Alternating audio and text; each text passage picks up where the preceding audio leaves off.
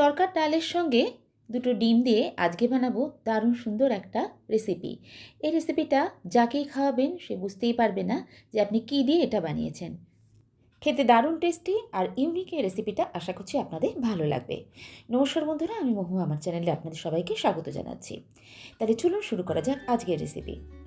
এখানে আমি নিয়ে নিয়েছি তরকার ডাল বা গোটা খোসা না ছাড়ানো মুগ ডাল, যে ডালটা দিয়ে আমরা সাধারণত তরকা রান্না করে থাকি। ডালটা আমি 1 বাটি পরিমাণে নিয়েছি, তারপর ভালো করে 2-4 বার ধুয়ে নিয়ে সারা রাত এটাকে ভিজিয়ে রেখেছিলাম। হাতে অতটা সময় না থাকলেও 3-4 ঘন্টা ভেজালেও হবে। এবার ডালটা জলটা সবটা ছড়িয়ে নিয়ে এটাকে একটা মিক্সারের জারের মধ্যে নিয়ে নিয়েছি। সেই সঙ্গে দিয়ে দিচ্ছি 1 কুচি আদা আর কয়েক কোয়া রসুন। ডালটা বেটে নেব, তারপর এটাকে একটা বাটির মধ্যে নামিয়ে নিচ্ছি। দেখতেই পাচ্ছেন ডালটা কিন্তু আমি বেশ শুকনো শুকনো করে বেটেছি। যদি জলের প্রয়োজন হয় খুব সামান্য পরিমাণে জল দিয়ে এটাকে বেটে নিতে হবে। খেয়াল করতে হবে যাতে খুব বেশি এটা না পাতলা হয়ে যায়। এবার এর মধ্যে দিয়ে দিচ্ছি 2টো ডিম।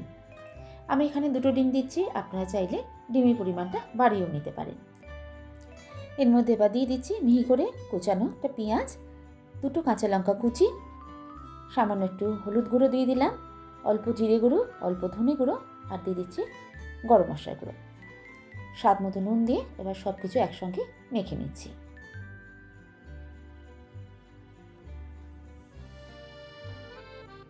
একদম স্মুথভাবে একটা ব্যাটারের মতো তৈরি করে নিয়েছি। এবার একটা ফ্রাইং প্যান নিয়ে নিয়েছি সামান্য একটু তেল। তেলটা ভালো করে গরম করে নিয়ে এবার ব্যাটারটা একসঙ্গে সবটা ঢেলে দেব। ফ্লেমটা মিডিয়ামে রাখতে হবে। এবার একটা ঢাকা দিয়ে এক পিঠটা হতে দেব। 2 মিনিট মতো সময় লাগবে এক পিঠটা হতে। এবার ঢাকা খুলে দেখব, দেখুন ওপরটা বেশ শুকনো শুকনো মতো হয়ে গেছে। এবার এটাকে উল্টে দেব। উল্টে দেওয়ার জন্য ওপরে একটা এভাবে প্লেট রাখবো। প্লেটের মধ্যে এভাবে নামিয়ে নিয়ে এবার ফ্রাইং প্যানের মধ্যে আবারও অল্প করে একটু তেল দিয়ে নিয়ে অন্য পিঠটা ভেজে নেব। ভাজা হয়ে যাওয়ার পর এবার এটাকে একটা প্লেটের মধ্যে নামিয়ে নিচ্ছি। 2টো পিঠই কিন্তু খুব সুন্দরভাবে ভাজা হয়েছে। একটু ঠান্ডা করে নিয়ে এবার এটাকে কেটে নেব। তরকার ডাল দিয়ে এরকম রেসিপি আশা করছি আপনারা আগে কোনো দিন বানাননি বা কোথাও দেখেননি। এটাকে আপনারা ধোকাও বলতে পারেন। আমি কিন্তু এর নাম দিয়েছি মুগলেট কারি, যেহেতু এটা একদম অমলেটের মতো করেই তৈরি করছি আর এর মধ্যে রয়েছে মুগ ডাল, তাই জন্য এটাকে আমি মুগলেট কারি বলছি। এইভাবে একদম চৌকো চৌকো করে একটু বড় বড় পিস রেখে কেটে নিচ্ছি। আপনারা আপনাদের প্রয়োজন মতো কেটে নিতে পারেন। দেখুন আপনাদের তুলে দেখাচ্ছি 2 পিঠই কত সুন্দরভাবে ভাজা হয়েছে। এবার চলে যাব এর গ্রেভি তৈরি করতে। কড়াই বসিয়ে দিয়ে প্রথমেই দিয়ে দিচ্ছি সর্ষের তেল। তেলটা ভালো করে গরম করে নিয়ে এর মধ্যে দিয়ে দিচ্ছি ডুমো ডুমো করে কেটে রাখা একটা বেশ বড় সাইজের আলু। এই রেসিপিতে আমি একটু আলুও দিচ্ছি, তাই জন্য প্রথমেই আলুটা ভেজে নিচ্ছি। আপনারা চাইলে আলু দিতে পারেন বা আলু ছাড়াও রান্নাটা করতে পারেন। আমরা বাঙালিরা সব কিছুতে একটু আলু দিতে পছন্দ করি, তাই আমি রান্নায় একটু আলু দিয়ে দিলাম। এবার সামান্য নুন দিয়ে আলুটা বেশ ভালো করে ভেজে নিচ্ছি। আলুগুলো বেশ ভালো করে ভাজা হয়ে যাওয়ার পর এবার এগুলোকে উঠিয়ে নেব। তেলের মধ্যে এবার ফোড়নে দিয়ে দিচ্ছি গোটা গরম মশলা, একটা তেজপাতা আর সাদা জিরে। ফোড়নটা কয়েক সেকেন্ড ভেজে নিয়ে এবার এর মধ্যে দিয়ে দিচ্ছি একটা মিডিয়াম সাইজের একদম মিহি করে কাটা পেঁয়াজ কুচি। পেঁয়াজটাকে কিছুক্ষণ এবার ভেজে নেব। পেঁয়াজটা একটু ভাজা ভাজা করে নিয়ে এবার এর মধ্যে দিয়ে দিলাম আদা, রসুন আর কাঁচা লঙ্কা বাটা। এটাকে এবার কিছুক্ষণ ভেজে নিতে হবে।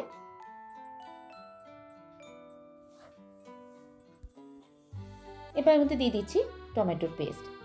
আপনারা চাইলে অবশ্যই টমেটোটা কুচি করেও রান্না করতে পারেন, কিন্তু টমেটোটা বেটে দিলে গ্রেভিটা কিন্তু খুব সুন্দর হয় আর কালারটাও খুব ভালো হয়। টমেটোটাও খানিকক্ষণ কষে নিচ্ছি। টমেটোটা কষতে কষতে এবার মধ্যে দিয়ে দিচ্ছি কিছু গুঁড়ো মশলা। রোজকারের রান্নায় যে গুঁড়ো মশলাগুলো আমরা ইউজ করি সেগুলোই এবার দিয়ে দেবো। হলুদ গুঁড়ো, জিরে গুঁড়ো, ধনের গুঁড়ো আর কাশ্মীরি লঙ্কার গুঁড়ো। মশলাটা বেশ ভালো করে এবার কষে নিতে হবে। সামান্য একটু জল দিয়ে মশলা বেশ ভালো করে কষে নেব। মশলাটা কষার সময় ফ্লেমটা কমিয়ে দিয়ে ঢাকা দিয়ে কষবো। প্রায় 2-3 মিনিট ভালো করে কষে নিয়েছি। এবার এর মধ্যে দিয়ে দেবো ভেজে রাখা আলুগুলো। আলুগুলো মশলার সঙ্গে দিয়ে কিছুক্ষণ কষে নিচ্ছি।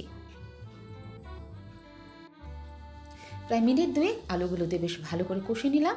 এবার এর মধ্যে দেবো গ্রেভির জন্য জল। আলুগুলো কষতে কষতে সাইডে আমি গরম জল করতে বসিয়ে দিয়েছিলাম। সেই গরম জলটা ইউজ করলাম। জলটা একটু বেশি দিতে হবে, কারণ এর মধ্যে যে অমলেটগুলো বানিয়েছি বা মুগলেটগুলো বানিয়েছি সেগুলো দিয়েও রান্না করব, এই জন্য একটু জলের পরিমাণ বেশি দিতে হবে।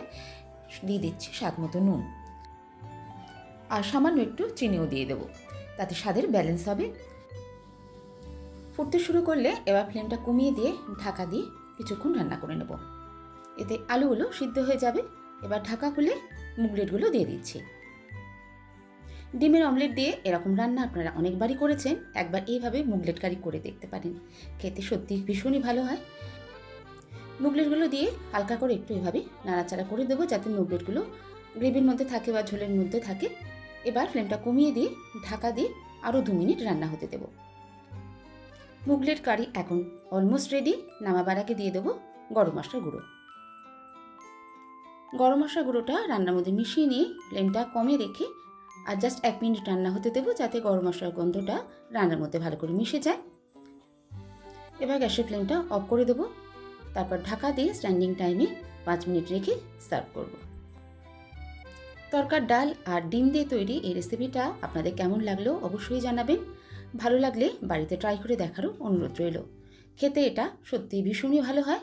গরম গরম ভাত, রুটি, পরোটা সব কিছু দিয়ে খেতে ভীষণই ভালো লাগে। এই রান্নাটা যাকেই করে খাওয়াবেন আপনি বলে না দিলে সে বুঝতেই পারবে না আপনি এটা কী দিয়ে বানিয়েছেন।